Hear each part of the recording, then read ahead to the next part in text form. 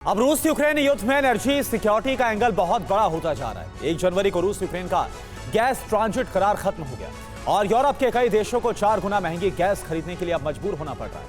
रूस ने कहा है कि इस पूरे घटनाक्रम में 2 किरदार हैं, अमेरिका और ईयू। इस कदम से अमेरिकी लाभ का गणित जुड़ा है और ईयू महंगी गैस खरीदेगा, यानी कि अमेरिका हितधारक है और ईयू पीड़ित है। यूरोपीय देशों में महंगाई बढ़ रही है, उद्योगों पर असर पड़ रहा है और इससे अशांति भी बढ़ने का खतरा है। यूरोप के सैन्य एक्सपर्ट्स का दावा है कि ऊर्जा संकट से नाटो और ईयू दोनों सोवियत संघ की तरह खंड खंड हो सकते हैं। जंग रूस यूक्रेन के बीच छिड़ी, लेकिन उसमें शामिल हुआ अमेरिका।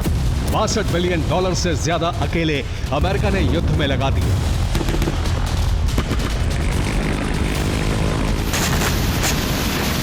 इतने बड़े खर्च की वजह है यूरोप से जुड़े अमेरिका के हित और उसके लाभ का गणित। अमेरिका रूस को यूक्रेन के साथ जंग में उलझाकर अपने सबसे बड़े दुश्मन रूस को। यह है जीडी रमेश, जो मशरूम की खेती से हर महीने कमा रहे हैं 1 लाख रुपए। अगर आप भी मशरूम फार्मिंग सीखना चाहते हैं तो अभी डाउनलोड करें फ्रीडम ऐप। सैन्य तौर पर कमजोर करना चाहता है, इसके साथ ही यूरोप में अपना प्रभाव बढ़ाना चाहता है। रूस की अर्थव्यवस्था को ध्वस्त कर उसे दशकों पीछे ढकेलना चाहता है। इसके साथ ही यूरोप से अपने लिए मुनाफा कमाना चाहता है।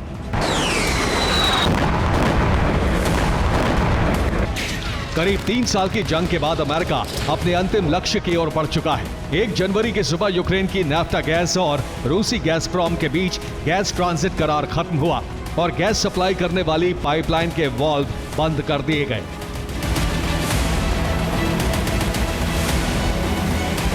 अंत तक रूस की कोशिश रही कि किसी भी तरह सप्लाई लाइन को बहाल रखा जाए, लेकिन यूक्रेन नहीं माना। यूक्रेन को रूस से ट्रांजिट फीस के तौर पर $100 करोड़ सालाना मिलते थे।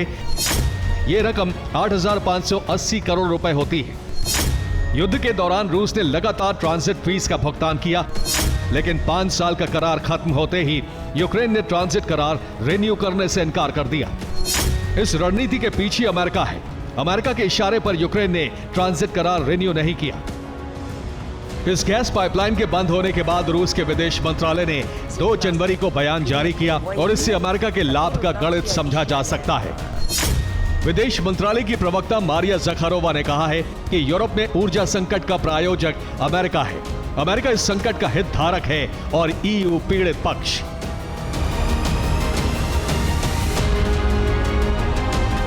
रूसी गैस की सप्लाई बंद होते ही पूर्वी यूरोप के कई देशों में ऊर्जा संकट खड़ा हो गया है।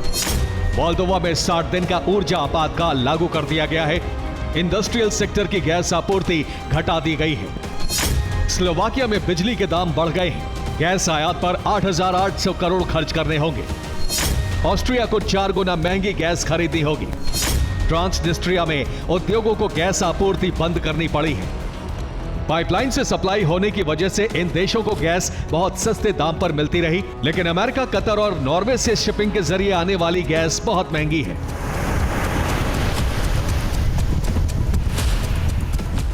नॉर्थ स्ट्रीम पाइपलाइन में विस्फोट के बाद यूरोप की सबसे बड़ी अर्थव्यवस्था जर्मनी पर ऊर्जा संकट आया था और उसे मजबूरी में अमेरिका से गैस खरीदनी पड़ी थी।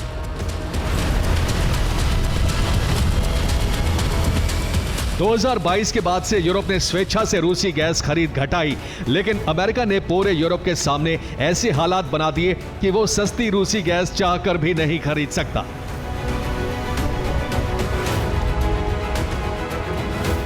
अब 2022 के बाद के आंकड़े अमेरिका के लाभ का गणित समझने के लिए काफी है। 2018 से 2021 तक America 1,50 lakh ton LNG Europe को बेचता था। 2022-23 में यह आंकड़ा बढ़कर 5,50 लाख टन हो गया। सितंबर 2024 तक अमेरिका ने यूरोप को 5,70 लाख मिलियन टन LNG बेची है।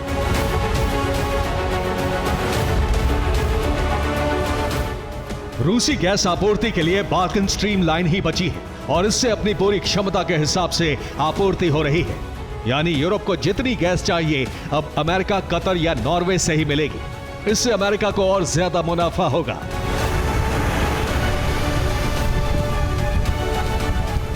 अमेरिका की इस रणनीति से ईयू और नेटो में दरार पड़ने लगी है। स्लोवाकिया के प्रधानमंत्री ने इस पर ऐतराज जताया है। रॉबर्ट फीको ने कहा है कि हाथियों की जंग में घास रौंदी जा रही है। इससे रूस का नहीं ईयू का नुकसान होगा। रॉबर्ट फिको ने कहा है कि स्लोवाकिया में रहने वाले यूक्रेनी शरणार्थियों को बिजली गैस नहीं दी जाएगी। जर्मनी की सांसद सेविम डैगडेलेन ने कहा है कि यूक्रेन को कैश और हथियार भेजने बंद किए जाएं। जर्मनी को नॉर्थ स्ट्रीम 2 पाइपलाइन दोबारा शुरू करनी चाहिए।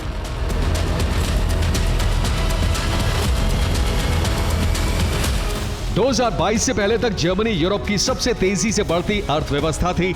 उसका एक्सपोर्ट बढ़ रहा था, ग्रोथ रेट में उछाल था, संतुलित बजट था। लेकिन 2022 के बाद से जर्मन अर्थव्यवस्था सुस्त पड़ गई और उसकी 3 वजह हैं। जर्मनी ने परमाणु ऊर्जा प्लांट बंद करने शुरू किए। अक्षय ऊर्जा का पर्याप्त उत्पादन नहीं हो पाया।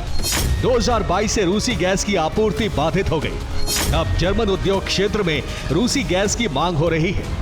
अमेरिकी नीतियों का विरोध बढ़ता जा रहा है।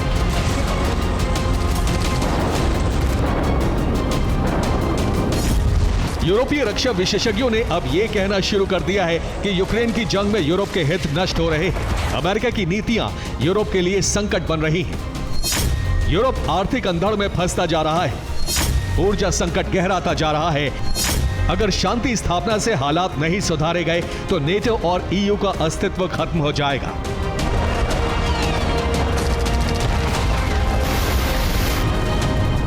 अमेरिका यूरोप में अपने हितों के लिए वर्चस्व बढ़ा रहा है। उसके हित सध भी रहे हैं। जैसा मारिया ज़खारोवा ने कहा है, वही हो रहा है। यूरोप पीड़ित है और दंड भोग रहा है।